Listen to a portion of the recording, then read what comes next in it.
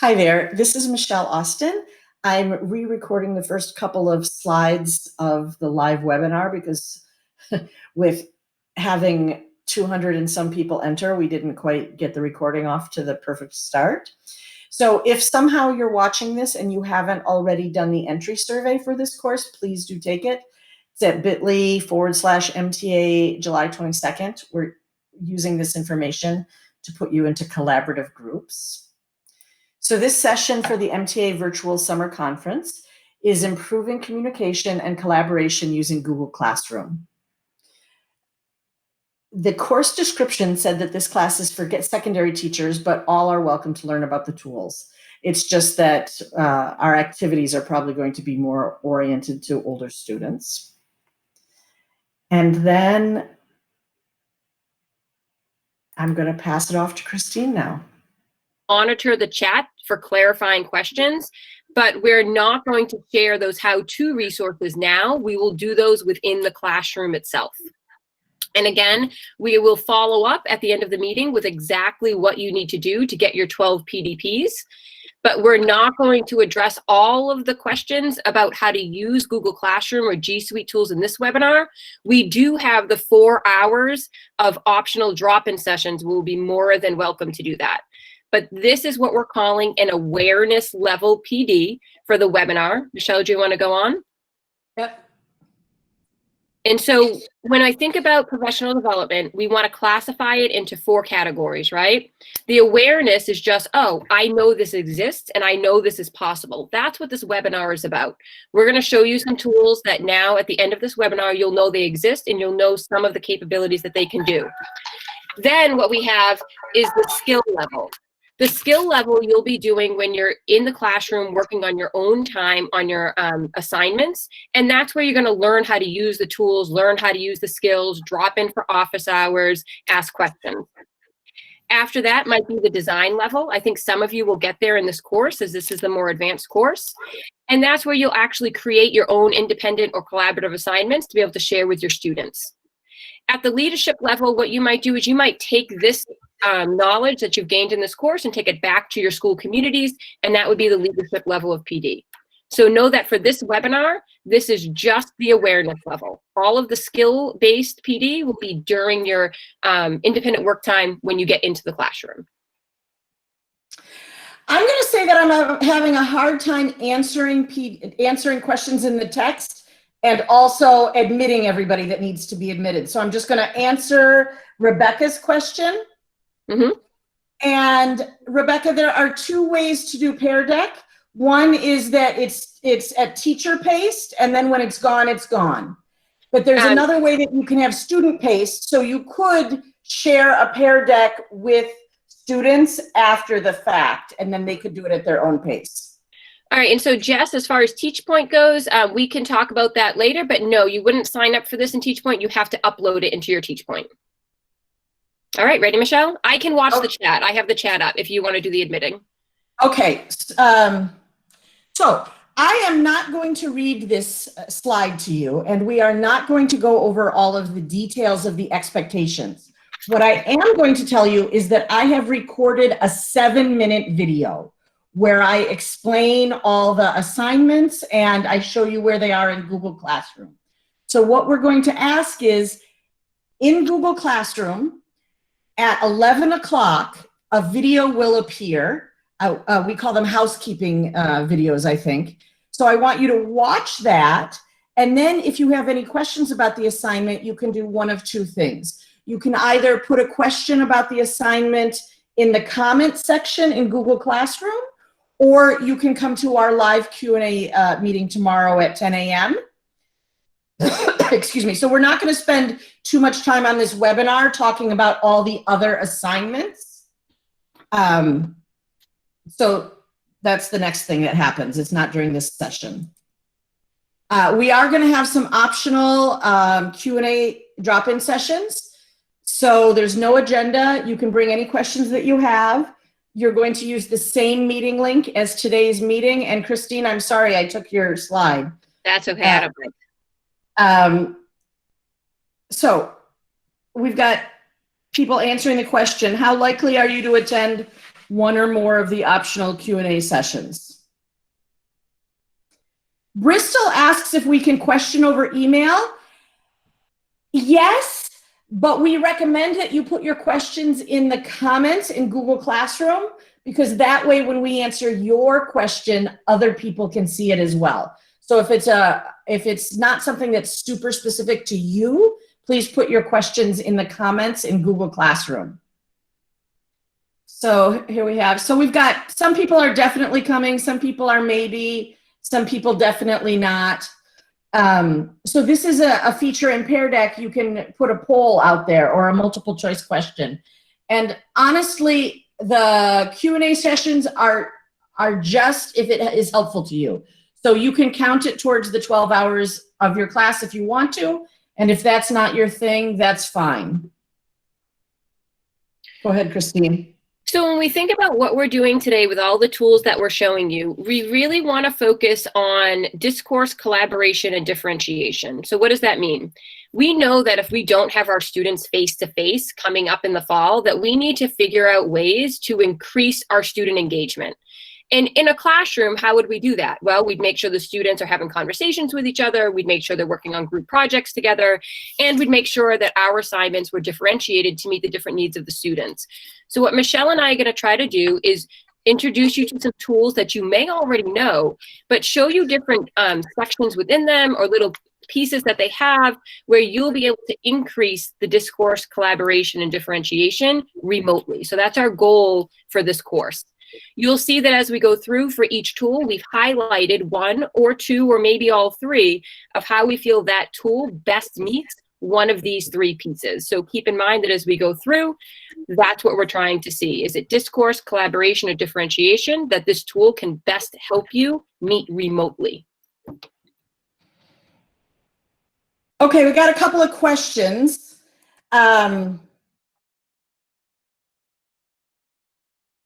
So Molly, I will share the code. I will share the code at the end again. I promise that I'll put that up there, and I'll put that in the chat in a minute. And then Jumana, just make sure that you remind me to come back to you at the end about how you can't access the slide deck, because that will be at the end of the meeting. It's more of an individual question. Although Jumana is asking a specific thing. So when I have to tell you that I was working on this quite late at night last night because I took a long nap. So then I was like completely awake. And when I was putting assignments into Google Classroom, I accidentally posted one at 12:16 a.m. and I didn't mean to post it. What I wanted to do was schedule it so that it would start at 11 a.m. So I withdrew it, and that's why Jomana can't see it. Okay.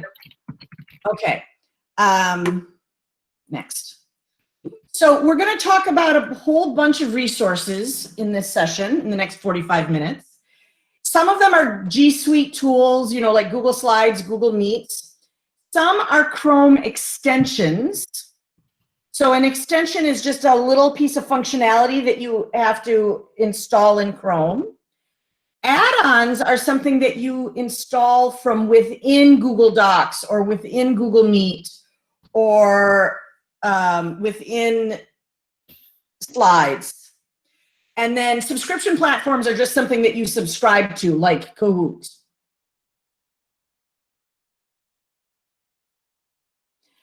Okay, so right now I want to talk about my very favorite thing for differentiation and collaboration.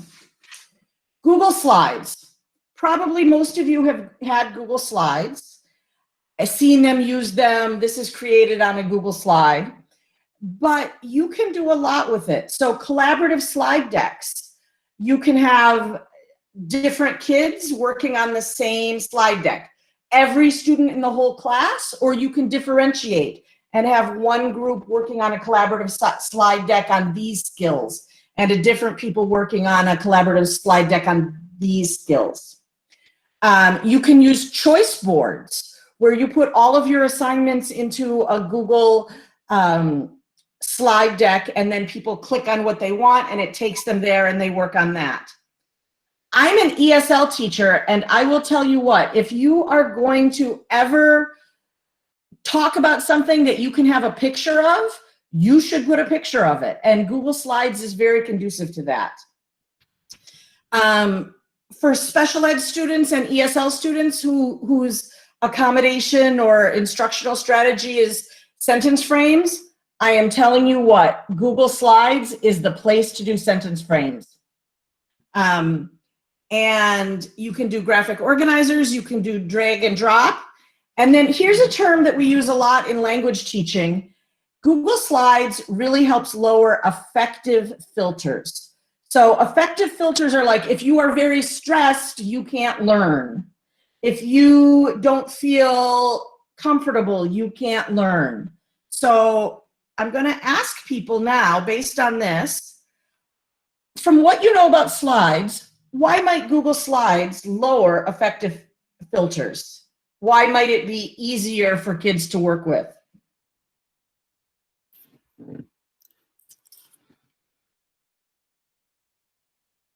So I'm seeing 39 people have responded. And so I also want to say that all of the things that Michelle just talked about with the card sorts and then the graphic organizers, those are all going to be provided to you in the Google Classroom, how to do all of those things. Sorry. That's okay. Wait, what? I don't know why I'm scrolling here. It's doing it again. I love the answers we're seeing in the chat as well. So we have definitely anonymity, the visual support that it provides for students. I'm having terrible problems with this. It's like somebody else is driving it besides me.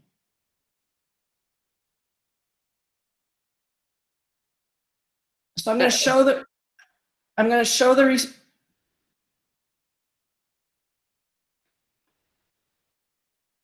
Could you maybe just read them through us of what the responses say if we can't get it to show?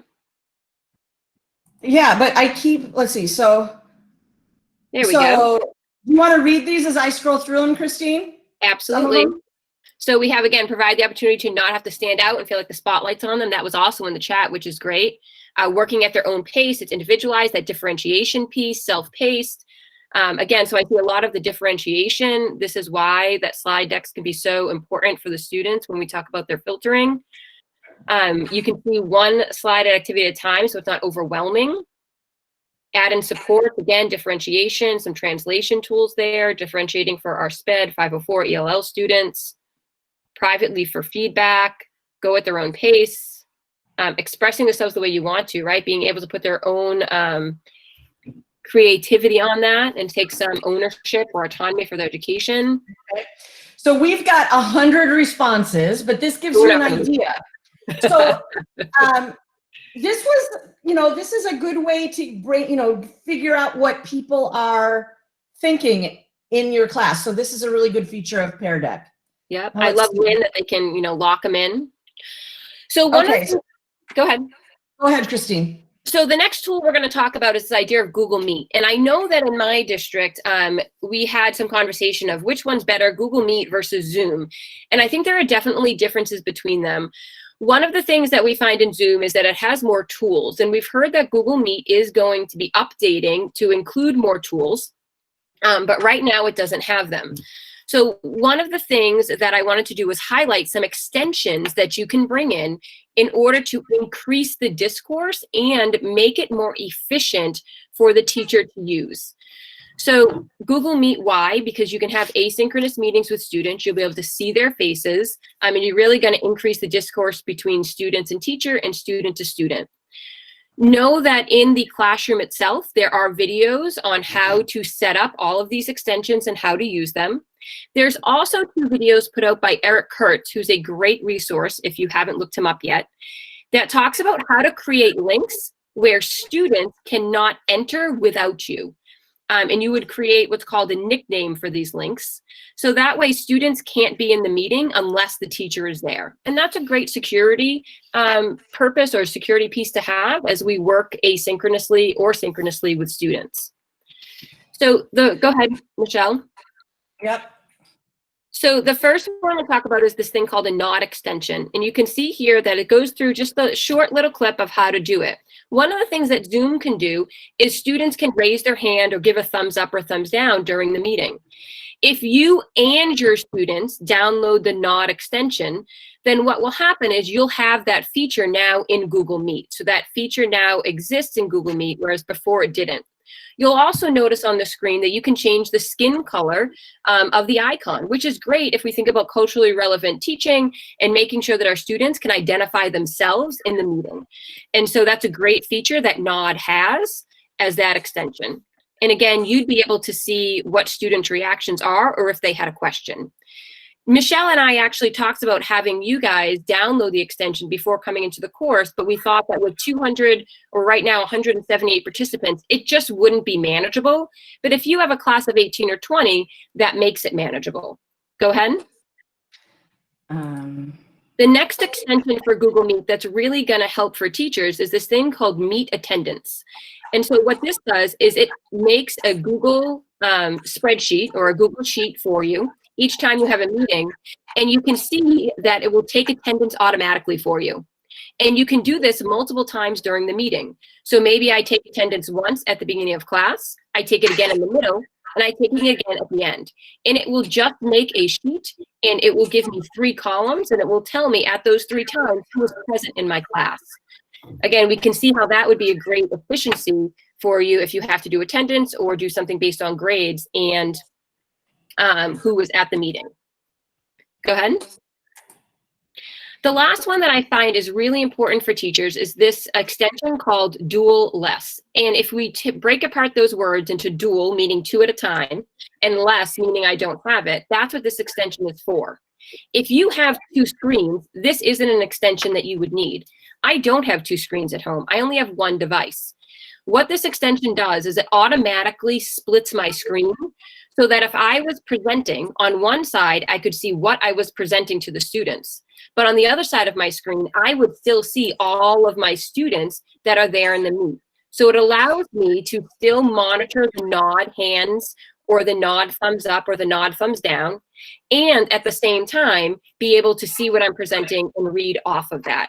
So this extension is great if you literally are a dual less. I also want to say that if you don't know about Google Meet Grid View, that is also an extension that's really important because it will allow you to see all of your students at the same time on a Google Meet, no matter how many students you have. Do you want to go back a few slides to the beginning of the Google Meet, Michelle? So when we think about this for Grid View, you want students and teachers to have that extension. For dual list, only the teacher really needs it.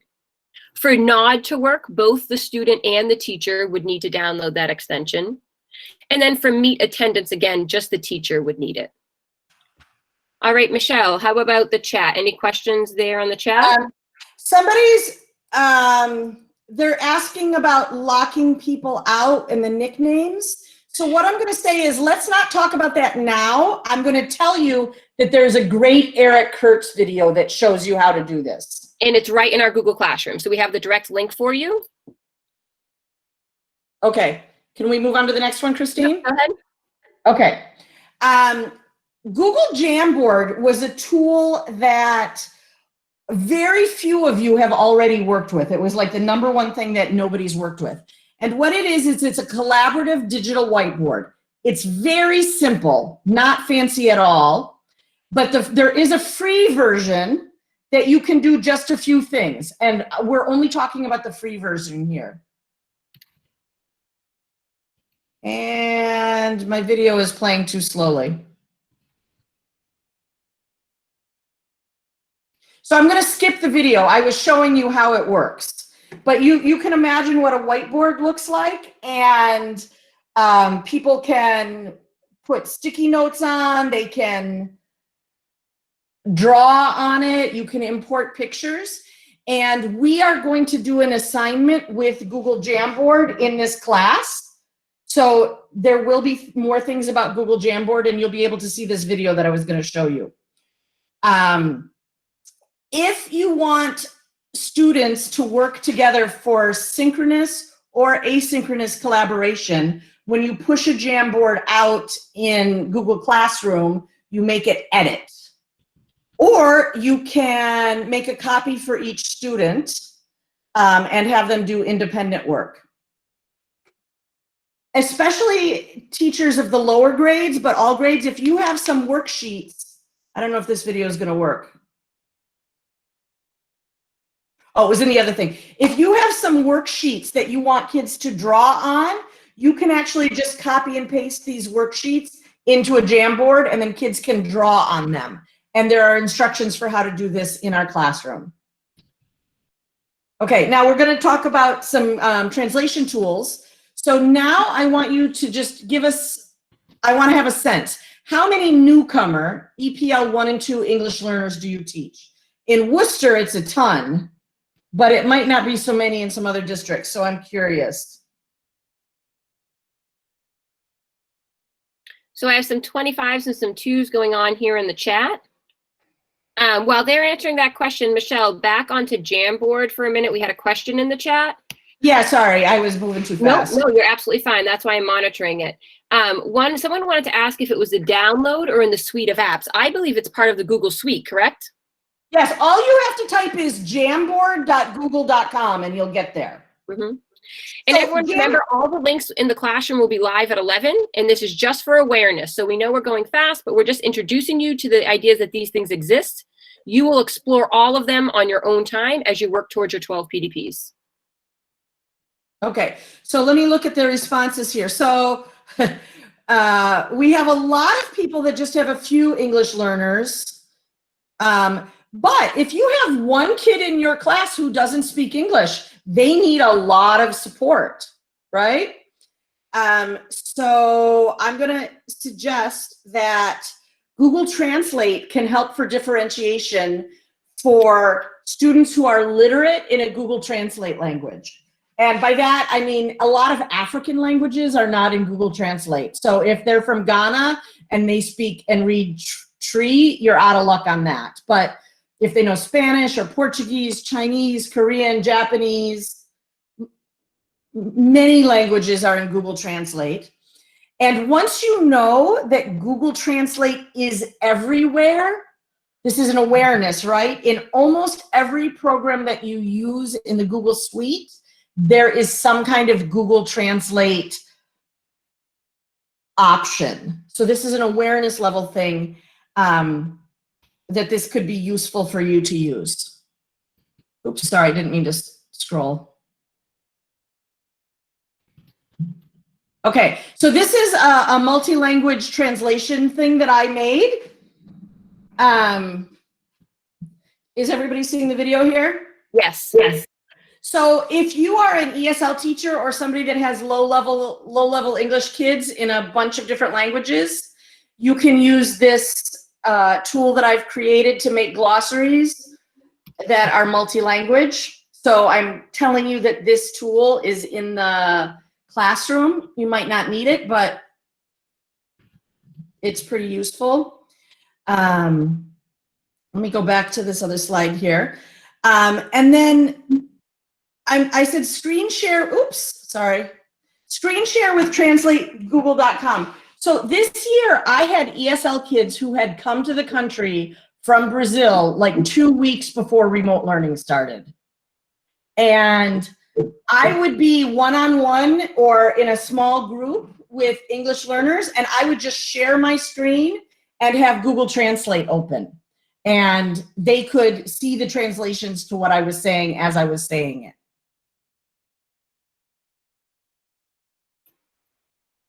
Okay.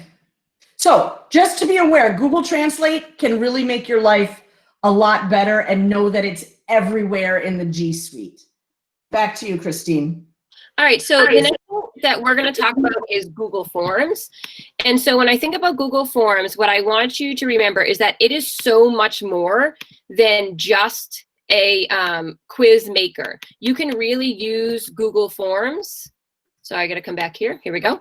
You can really use Google Forms to differentiate your instruction if you know how to use the sections. So by using sections within Google Forms, you can have students, based on their answers to different questions, going to different content. So if you're able, I want to give it a shot. I just put a link in the chat. So go ahead and click on that link and try to take the questions and take the form. You'll see that there's going to be a reading, and then a short video, and then a question. I want you to get one wrong on purpose. Oh, we need permission. Nope, never mind. We're hold And on. we're making people leave the meeting from frustration. No. Give me 1 second. You want to just skip this one and just walk them through it? Yep. So Michelle, so what it does is it allows you, if you were to get the question wrong, it will take you to a different piece of content. So when I set up the meeting, or when I set up the form rather, what happens is I have it set up in sections so that when I have a student answer a question wrong, I am then going to give him some more content on that information that he got wrong. And then if he got it right, I would have him move on to the next piece of the content. I'm going to try to put the link again here if you want to try that. It might be because we're not in the same district, which I didn't think of. Yeah, you might have set your form to be Worcester Public Schools. Yeah, but that's okay. So what happens is that then when I get the results back, I can see if a student got the question wrong twice in a row. And then I'll be able to reach out to that student and say, it looks like you're really having trouble with convection or conduction and radiation. Let's go ahead and go over this content again. So it's really powerful in the way it shows the results to you. Michelle, on the next slide, can you try to go ahead and click on the second link? Link to results in Sheets. Yep.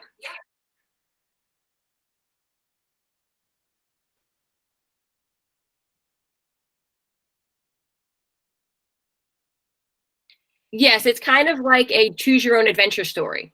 I see someone that interactive stories as well. Did the link work, Michelle? Yes. You would have to show it on your screen. Right now, we're just still seeing the slide. Oh, I'm sorry. So you can see here with the people that were able to present today, that I can see what they chose for each question. And then you can see that some people, like for example, the 18 row here, they got it wrong the first time, but they got it right the second time.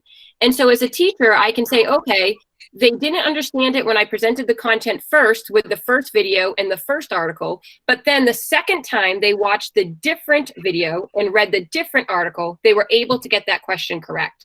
And so it really does build in differentiation directly into the form, which is powerful since we don't have our students in front of us.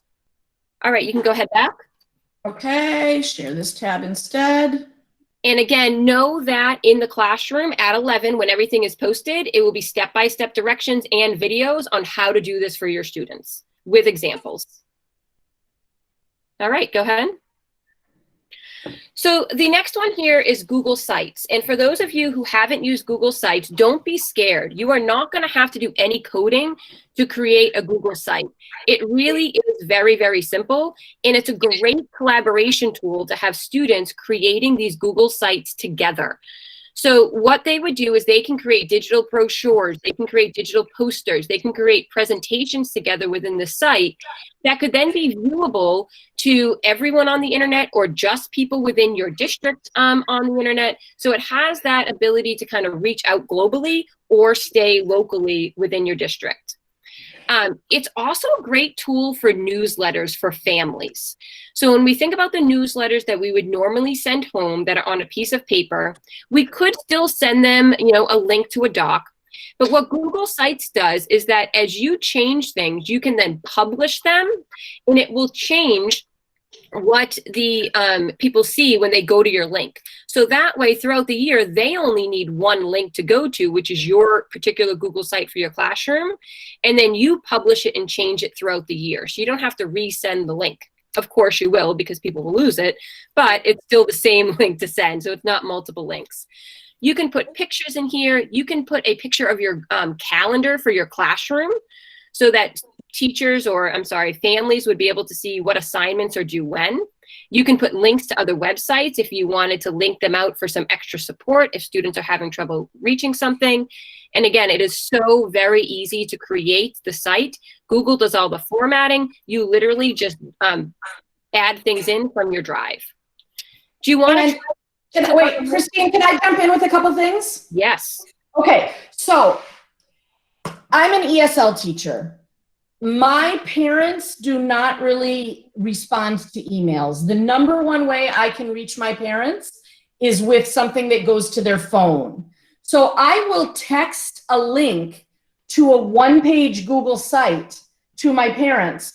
And the great thing about Google Sites is it's not like a PDF where people are having to scan all around to make it work. Sites adapts to any device. So I find it really good for parent communication in that way. Yes. And then another thing that I wanted to say is you don't have to think of this elaborate website you have with many different pages. A site can be just like a one-page document. I use a site all the time that's only one page. Sorry, Christine, go ahead. No, that's fine. So I'm just looking at the chat here. And then tech savvy really is just a drag and drop functionality as long as those pieces are in their drive or they can look it up on the on Google. It's really very easy. My third graders had used it with no problems at all. And, you know, just getting in there and playing around with it and using it. And then as far as the messaging on Google Meet for this, again, there are definitely differences between Meet and Zoom, but for some of us, Meet is going to be what's required to be used because we can track student attendance and we can track who comes in to our Google Meets. And so that's why Michelle and I really decided to use Google Meet for this meeting. All right, go ahead. Okay. Somebody's asking if you can delete Google Meets and Google Sites. Yes, you can just delete it. Yep. Rhonda said, can you provide an example? An example of what? The Google site, I think. Do you want to try to click on the link that I gave you? I tried to change the settings. When I looked at it, so you have science, she has your calendar here, and then this is what I was saying, the you need access didn't work. So we can't see your screen though, Michelle. We still see the slide. Oh, sorry. So here's the site. And then can you want to click on home at the top?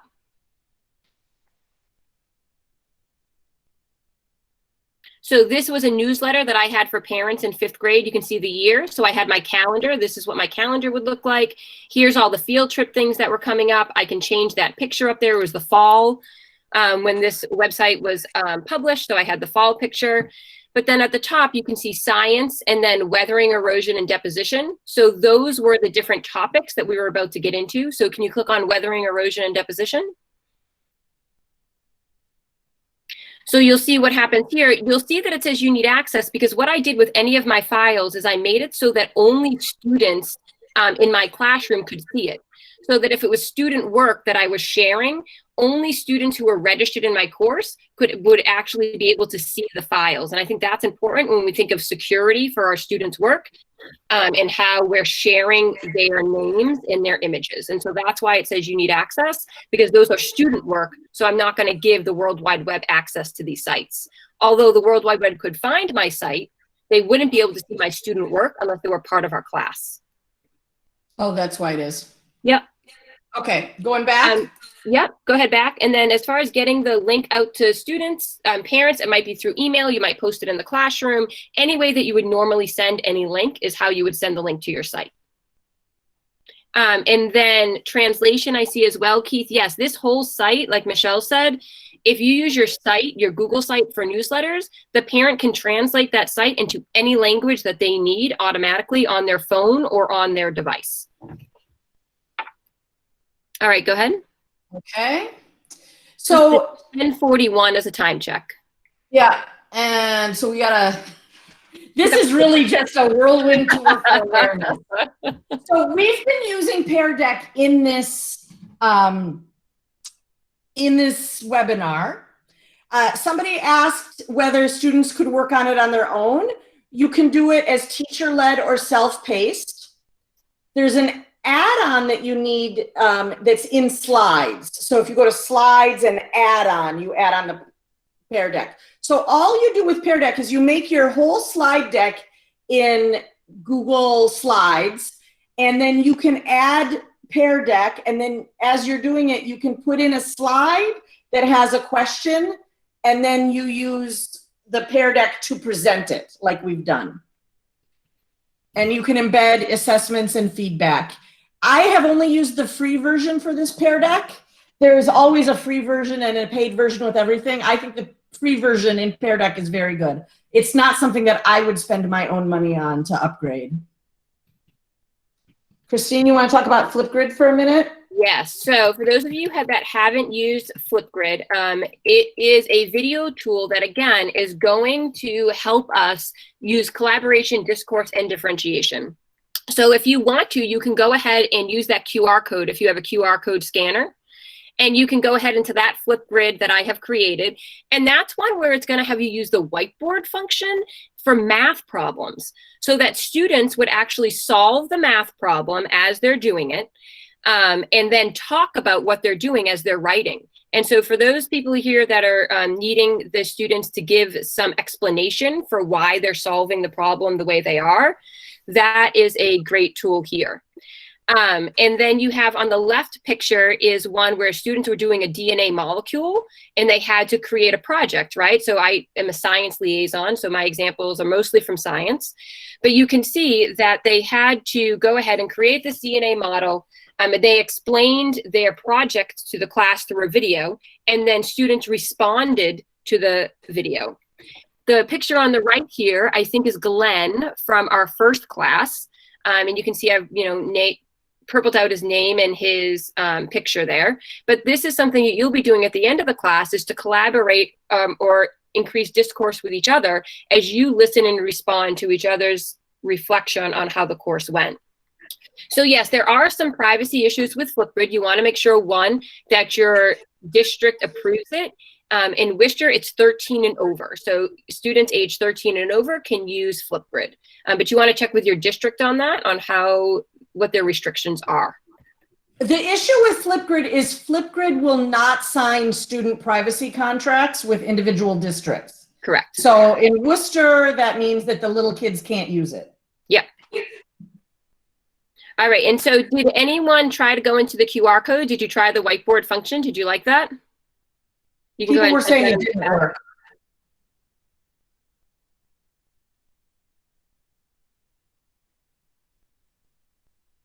All right, go ahead. Okay. Now, Screencastify, if there is one thing that you get from this course, I really, really, really want everybody to start using Screencastify in your teaching practice. We have many different examples, but Screencastify is an easy way to make videos of yourself. You can use it for daily greetings, lesson overview, direct instruction in small chunks. Do not send your kids 30-minute videos. Assignment directions, scaffolded support. When you're a guide on the side in the classroom, you can do the same thing in a video. You can do video feedback, and you can give encouragement. If we've got kids working remotely, sending them videos of you talking to that individual student is powerful. And Screencast is pretty easy to use. And I have this it's a little bit sarcastic, but I don't mean it that way. I say, get over yourself. Students need you. I used to be so anxious about doing videos, and I'd re-record them and re-record them and re-record them.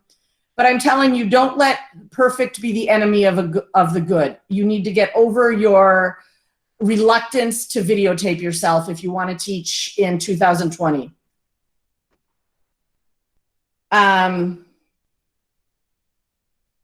So here's a little, drag the dot to indicate whether you agree or disagree with this statement. I feel nervous or stressed about, about recording videos of myself. So while they're doing that, Michelle, a question. Jean wanted to know if Screencastify show worked flipped, and I'm not sure I understand that question. Let me talk about Screencastify Submit in a second. Okay, that's Genevieve's question, I believe, is the Screencastify Submit, and that's coming. Yes, it's in beta version, but that's coming.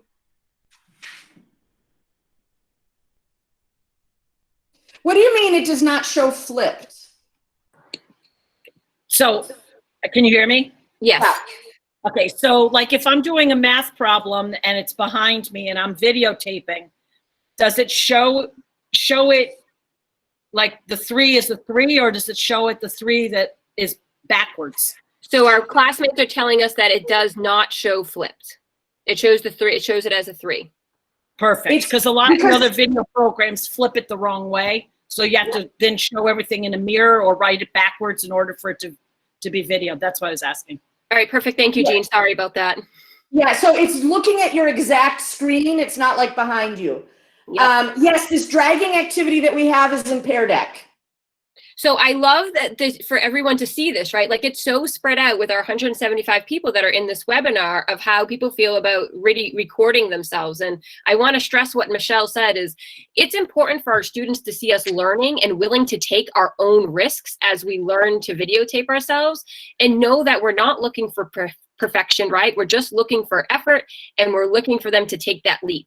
Think about how your kids feel all the time with all the new things that they're learning. We need to be able to kind of model that and say, okay, I'm going to give this a shot and I'm just going to try it. And it's not going to be perfect, and that's okay because Mrs. Lloyd is learning too. Somebody's asking why they can't click on the videos. So we are in Pear Deck presentation mode right now. So I, as the teacher, am controlling what slide deck you're looking at. Yep. At the end of this presentation, we will put the Google Slides slide deck into Google Classroom, and you can browse through it as you wish. So remember, this is all about awareness. So not about skill right now, just about awareness that these things exist. We are at 10:48. So Screencastify submit. If you are working with kids and you are not allowed to use Flipgrid, this is what you want to use. The free version is good enough for teachers, although I know in Worcester they're buying the paid version. With Screencastify Submit, you as the teacher click a one-step recording link. You share the link with students. The students, all they have to do is click record. They don't have to log into anything. They don't have to save it any place. They just hit record, do their video, and then the students' videos are automatically saved in your Google Drive. So again, this is just awareness. It's in beta right now, but it's gonna not be in beta in a week or two.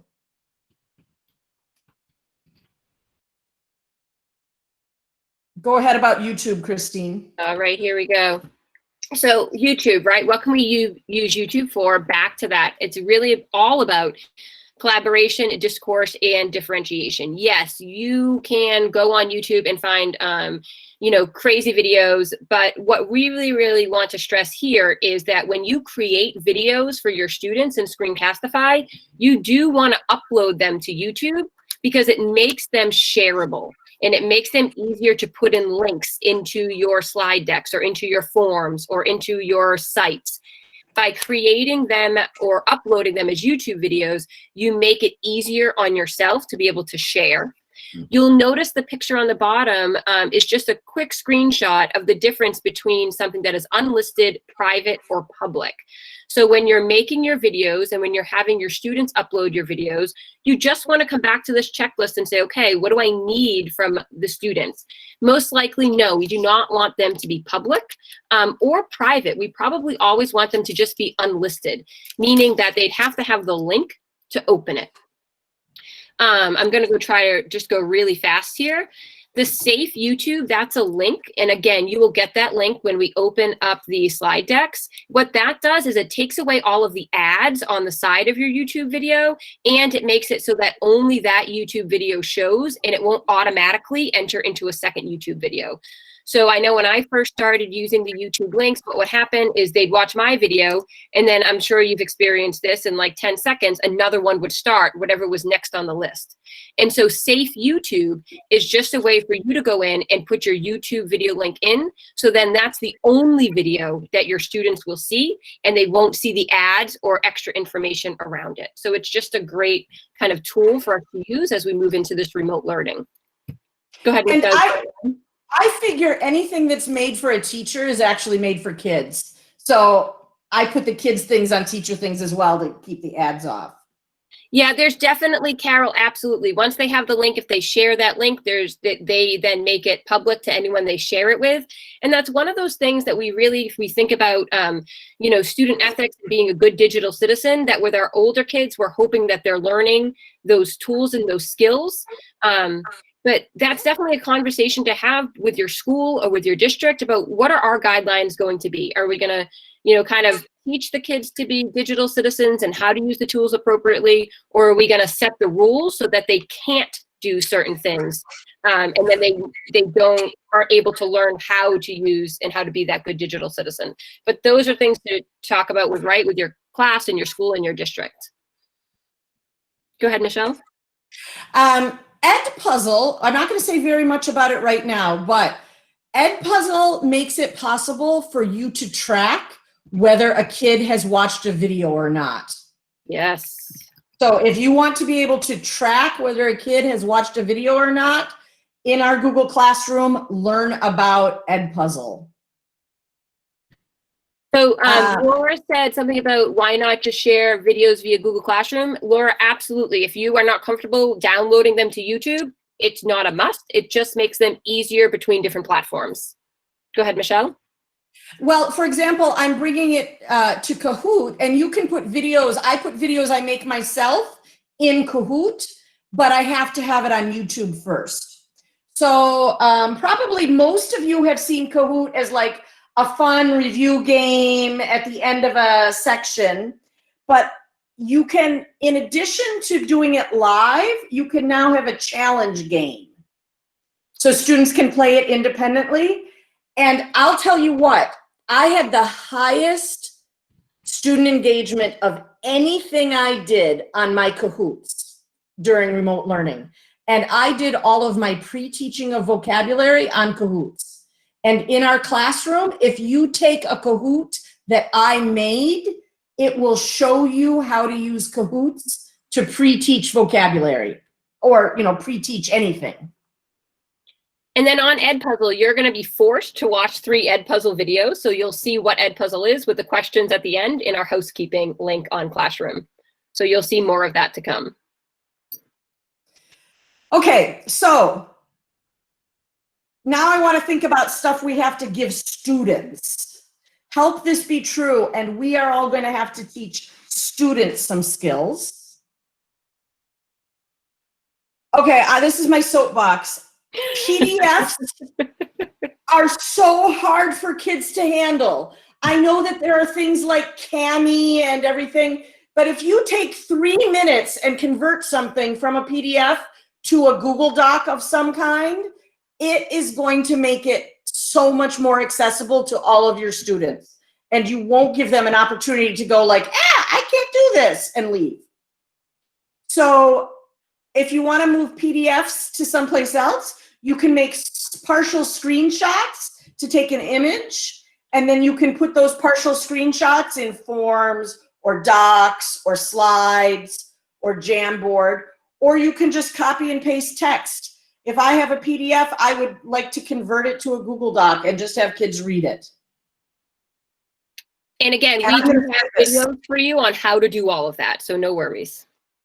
And what I'm going to say is copying and pasting text into a Google Doc or Google site makes some very useful extensions work more seamlessly for students.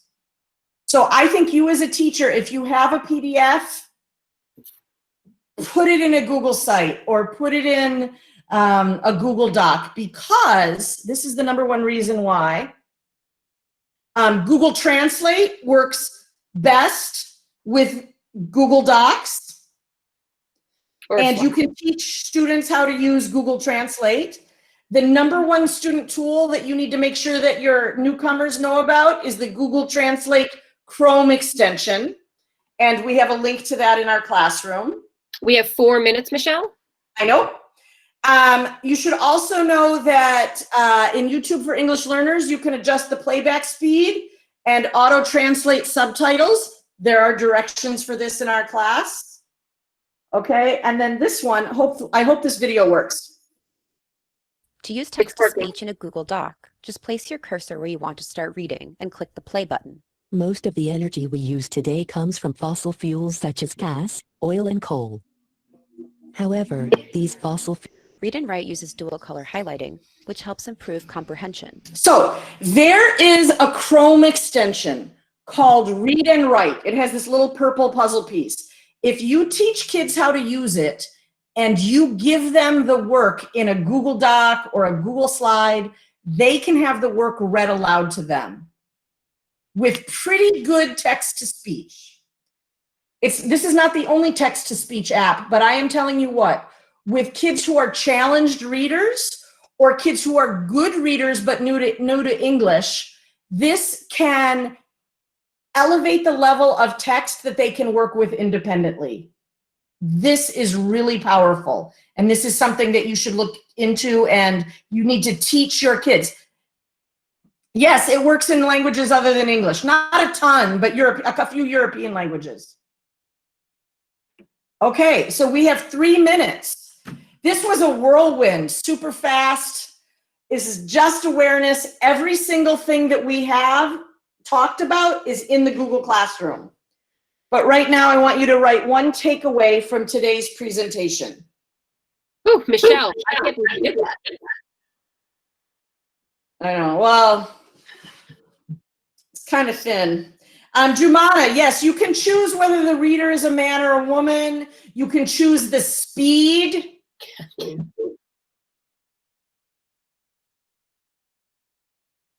And some people are saying there's so much to learn.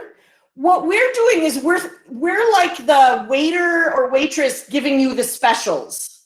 We're telling you the things that are on the menu. And then in Google Classroom, you can decide what you want to order, what you want to eat, and what you want to leave alone. And I always say when I do PDs, I think you walk away with a PD and you maybe take one thing with you, and then the rest you might visit next year or the year after. So know that all of the tools you're going to see in the Google Classroom are going to be available to you for a year. We're not going to shut off the class. We're not going to archive it. So you will have access to all of the resources that you see there for a full year. And when you're ready for more, come back for more, right? Come back for seconds. But if you're not, then it's okay. Just take one piece at a time. And with the 1 minute that we have left, I'm going to say that every single thing that I know how to do, I knew about for a while before I started using it, right? The awareness is a first step. So this is just awareness. We don't expect you to leave this webinar knowing how to do any of these things. The vocabulary Kahoots, do you have a link for those, Michelle? Yeah, the vocabulary Kahoot is in the Kahoot section on the classwork. Perfect. There is nothing that we talked about today that is not already in the classroom. And I think now, since it's 11 o'clock exactly, if you look in your classroom now, you should see all of those assignments and links and everything else will be there now. So what we did is we used the schedule function because we wanted you to listen to us, not go into the classroom. And that's the same reason we used Pear Deck. We wanted to keep everybody's attention on the same place. If you are somebody who has had trouble logging into Google Classroom and you have a few minutes, you can stay and we'll do a little tutorial for people who are having trouble getting into Google Classroom. Everybody else, know that you can come back and ask us questions at our Q&A sessions, which are Tuesday and Thursday this week and next week at 10. And anytime you have a question, please don't email it. The best way to do the question is to put it in the Google Classroom comments. Yes. Because then when we answer your question, we're also answering it for other people who have the same thing. Oh, it's my friend Eileen Dame. Hello, Eileen Dame. So there was a question here, Michelle, as I look through the chat. How do I know if my Pear Deck has been recorded? There was no submit button. So I don't understand that question. It was way up in the chat, but I don't think the Pear Deck was recorded because you are the teacher of the Pear Deck. So only you would see those responses, correct? Yeah, and I don't have the paid version, so I can't keep it. There you go. The free version is just in real time. So everyone that's here, I see 140 people still here. You are welcome to go if you are ready to go explore the classroom. If you have questions on how to get into classroom, you're not able to get into the classroom successfully, please stay on and we will help you out. If it's a question specifically about an app, I think Michelle and I are going to ask that you come to one of the open office hours. Right, Michelle? Yes. Yep. And you definitely want to go in and do the overview of the assignments. So we explained all the assignments in Google Classroom. With a video and an ed puzzle question. Carmen, the Q&A schedule is in this slide deck, and I will take out this one slide and make it its own posting. So yes. Keith, sometimes, or not, Rhonda, sorry. Sometimes it takes a few minutes after the deadline to post something that you have scheduled in Classroom. I just posted the classroom code again, remembering that the character after the 2 is a lowercase l. Rebecca, there are 2 collaborative activities. One you do totally on your own time, and there's just one activity that's going to be scheduled, and we needed to get everybody's entry survey in order to schedule that. So we should have it posted tomorrow. Teresa, those are topics that you use in Google Classroom. Susan, Teresa, the class code to the other classroom, Michelle, do you think? what? Never mind. The classroom code, I'll post again. Hold on. Oh, I was just about getting it. I have it. Okay. Okay. So here's the Google Classroom code, but it's V2L. That's a lowercase L, 4CJJ. Matthew, you probably will not be able to go into your school account because of the way the districts do their privacy. So you're most likely going to have to go into a personal account. You can try with your school account, but most likely you're going to have to do a personal Gmail to get into the classroom.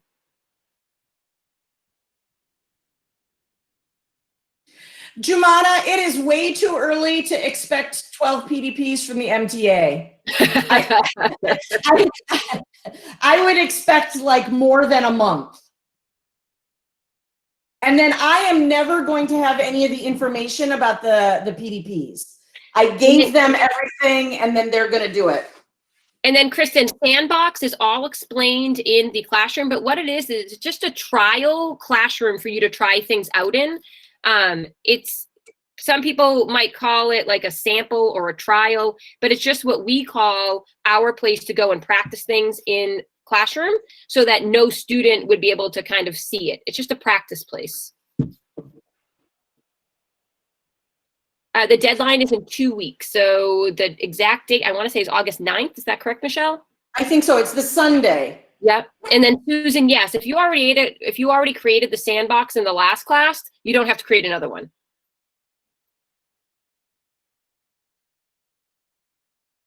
Rebecca, are you talking about the last class and this class? Okay, so Rebecca, how it works is you're going to go into Google Classroom and you're going to watch the 7-minute overview video that explains how it all works. And then it will make more sense. Basically, you're going to put in 12 hours in this and that. And at the end of doing all this 12 hours, we will give the MTA the information that you have done the 12 hours, and then the MTA will issue the PDPs. So Lori, all the assignments are in the assignments. It's called assignments in Google Classroom under classwork. It's called workshop assignments. There's just one that's missing, and that's scheduled for tomorrow.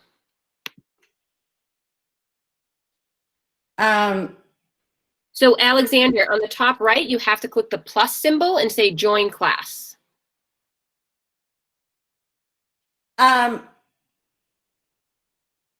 Castellan, I don't know how to say your name. Heloja, I'm sorry if I'm mispronouncing it. You're still confused about the sandbox. So the sandbox is just, you are going to make a Google Classroom, but you're not going to share it with your students. You're not going to share it with anybody else. The sandbox is just like a dummy or a test Google Classroom that you can use to practice. And we do this because if you're practicing, say, on a Google Classroom that you used this past year, the participants will get a message that you're putting this thing out. Jennifer, let me look and make sure It's assignment 1A. It's there. I just looked. So if you look at Yes. assignment 1A, it says overview of assignments, and that's where you'll find the video.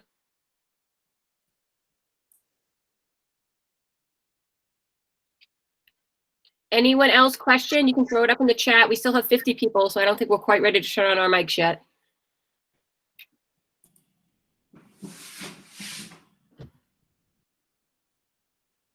So there isn't a sandbox. You have to create it.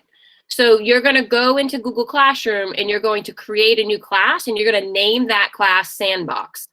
And it's just so that as you practice using the tools of Classroom, that you'll have a place to do that that is not going to be seen by anyone else. So you have to, Rhonda, you have to click on the assignment and then the video will show there. So for example, if I were to go to classwork and I were to click on 1A, and then I would say view assignment, or I just click on 1A, it will show me the link to the video there. And yes, the sandbox has this, sorry, Michelle, that's you.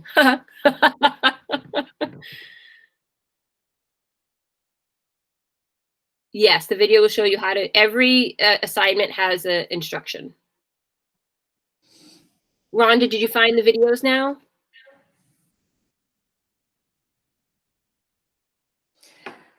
Jess Collins, I see you on here. I'm going to ask you a favor because are you in the classroom, Jess? Thumbs up. Do you see everything? You're muted, so I can't hear you. You want to unmute for me for a minute? I just realized I was unmuted. Yeah, so even when it told me to that my stream had been updated, I clicked on that. I still had to manually refresh the page in order for everything to show up, but it's all there now. Thank you, Jess. So if you're having trouble seeing it, just refresh the page and everything will be there in the classwork. Thanks, Jess. I still cannot see it. I'm sorry. I am in assignments. I am in my assignments, and it says the first one is record a Flipgrid. The second one is Edpuzzle. The third one is read and write text speed. But where are the videos? Where would I see them? So Rhonda, do you know how to present your screen? To you? Yeah. Not really. I will try. So on the bottom right, if you move your mouse, do you see where it says present now? Okay. On the right, yes. So click present now. Yes. Okay. And then